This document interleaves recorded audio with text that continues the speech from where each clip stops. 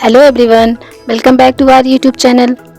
इस वीडियो में हम बात करने वाले हैं मधुमक्खियों की एक प्रजाति जो कि है अफ्रीकी नाइज्ड मधुमक्खियाँ। इन मधुमक्खियों का डंक इंसान के लिए कितना ज़्यादा खतरनाक होता है और इंसान को आखिर डंक मारने के तुरंत बाद ही ये खुद ही क्यों मर जाती है।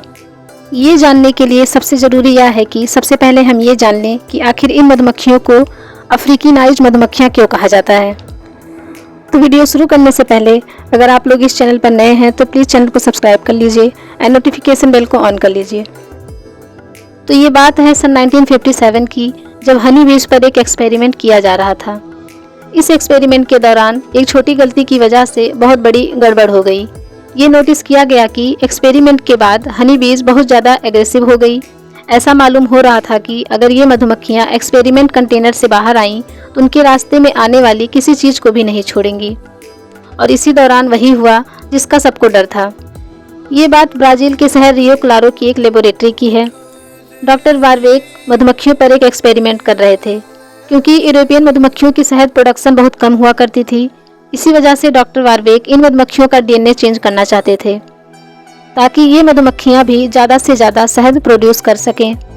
डीएनए निकालने के लिए इन्होंने साउथ अफ्रीका से मधुमक्खियाँ मंगाई, जिनका यूरोपियन मधुमक्खियों के साथ मेट कराया। ये एक्सपेरिमेंट लेबोरेटरी में किया जा रहा था, जहाँ एक कंटेनर में मधुमक्खियों ने छत्ते बनाए हुए थे। एक्सपेरिमेंट पूरी तरह से कामयाब हो चुका था और मधुमक्खियों की इस नई नस्ल को अफ्रीकी नाइज्ड हनी बीज का नाम दे दिया गया। हर चीज़ बिल्कुल उसी तरह से हो रही थी जैसा प्लान किया गया था। लेकिन फिर अचानक डॉक्टर वारवेक के ये देखकर होश उड़ गए कि ये मधुमक्खियाँ ज़रूरत से ज़्यादा एग्रेसिव हो रही हैं। उन मधुमक्खियों का ये अजीब बिहेवियर देखकर वो घबरा गए। फिर डॉक्टर ने फैसला किया कि वो इन अफ्रीकी नाइज्ड मधुमक्खियों को कंटेनर से बाहर नहीं निकालेंगे। लेकिन फिर वही हुआ जो नहीं होना चाहिए था। लैब वर्कर की गलती की वजह से मधुमक्खियों का एक बहुत बड़ा झुंड कंटेनर से बाहर निकलने में कामयाब हो गया। मधुमक्खियों की ये नई नस्ल कितनी ज़्यादा खतरनाक थी, ये उनके बाहर निकलने के बाद मालूम पड़ा। क्योंकि बाहर निकलते ही ये मधुमक्खियाँ हमलावर हो गई। इन मधुमक्खियों को काबू करना अब किसी के बस की बात नहीं थी और उन्होंने अपने नए घर बना लिए और बहुत तेज़ी से बढ़ती चली गई। ब्राज़ील से बढ़ती बढ़ती अब ये मधुमक्खियाँ अमेरिका में भी भारी तादाद में फैल चुकी थीं, जो कि अभी तक 1000 से भी ज़्यादा इंसानों को मौत की नींद सुला चुकी थीं। और इसी वजह से ही ये अफ्रीकी नाइज्ड हनी बीज किलर बीज के नाम से जानी जाती हैं। दिखने में ये काफ़ी ज़्यादा काली होती हैं और दूसरे मधुमक्खियों के मुकाबले में ये काफ़ी ज़्यादा खतरनाक भी होती हैं। 500 मीटर दूर से भी ये अपने छत्ते की ओर बढ़ने वाले की तरफ टूट पड़ती हैं और अगर इन्होंने कभी किसी इंसान या जानवर पर हमला करने की ठान ली तो उसका आधी किलोमीटर की दूर तक पीछा करती रहती हैं। लेकिन दूसरे मधुमक्खियों की तरह ये अफ्रीकी नाइज्ड मधुमक्खियाँ भी इंसान को काटने के तुरंत बाद ही मर जाती हैं।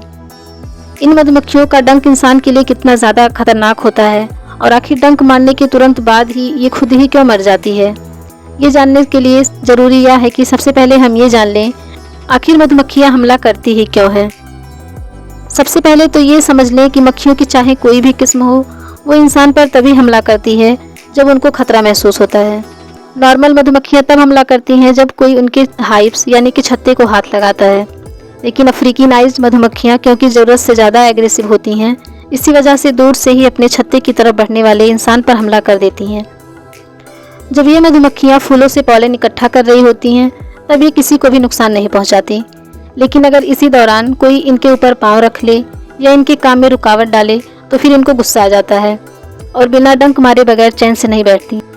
लेकिन इनको इस बात का ज़रा सा भी अंदाज़ा नहीं होता है कि डंक मारने के बाद ये खुद ही जिंदा नहीं बचेंगी। असल में इन मक्खियों का डंक एक डैगर या फिर दांतों वाले चाकू की तरह होता है, जिसके दांतों की डायरेक्शन ऊपर की तरफ होती है।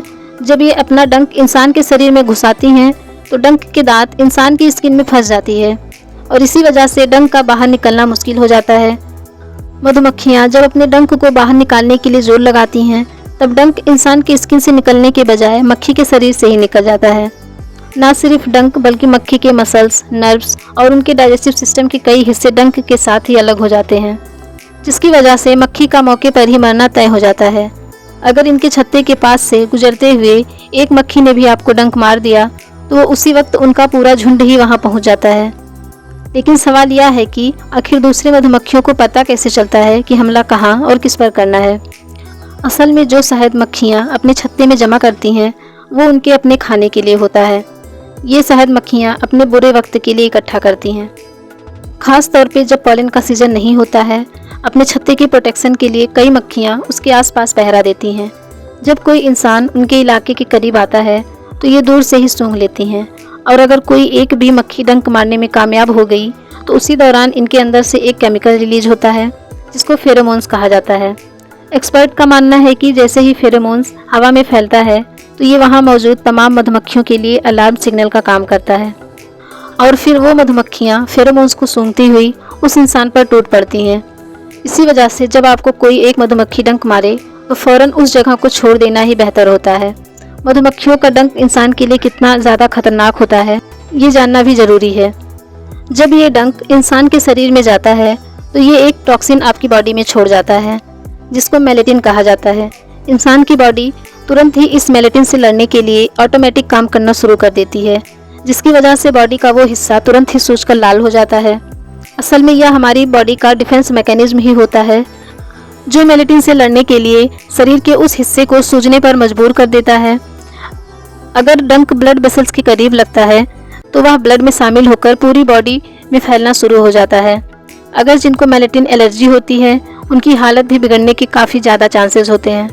इसी वजह से अगर कभी आपको कोई शहद की मक्खी काटे तो फ़ौरन उसका डंक निकालना ना भूलें, क्योंकि जितनी देर तक डंक बॉडी के अंदर रहेगा कॉन्टीन्यूसली जहर बॉडी में जाता रहेगा।